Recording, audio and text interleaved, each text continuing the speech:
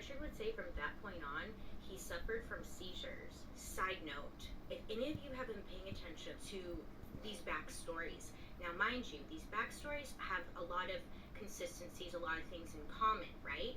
Usually, the killer or the murderer, the bad guy or girl, suffered from some kind of, or was a victim of some kind of abuse at a young age. But also, there is another theme tends to happen in these stories. Do you know what it is? Well, you should, because I just talked about it. A head injury. Last week we talked about Randy Kraft, head injury. Edmund Kemper, head injury. Ed Gein, head injury. Gary Heidnick, remember him? I talked about him a while ago.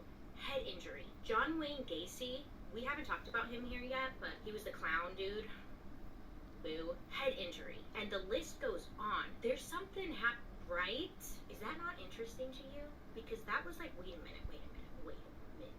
Anyways, now, because Richard's home life was pretty toxic, he would spend a lot of his time nearby at his cousin's house. His cousin, his name was Miguel. Boy, this is really hard to do when I talk. So Miguel, this cousin, he was much older than Richard, and he had been an Army Green Beret combat veteran who served in the Vietnam War.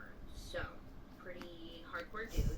Now, this cousin was all sorts of effed up. You know, they don't really give much to veterans in the first place as far as like for their mental well-being. This guy, obviously, Miguel, he's fucked up. Is really all I can say. Richard would go over to his house and just hang out with them. Now he was like the cool cousin. Miguel would tell Richard just the awful things that he experienced while away at war, and he would also tell Richard the awful and violent rapes that he committed while stationed in Vietnam. He even had photos of, this is the cousin, he even had photos of him posing with the severed head belonging to a woman that he had raped and killed.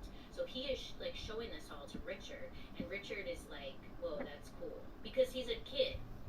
He doesn't, you know, like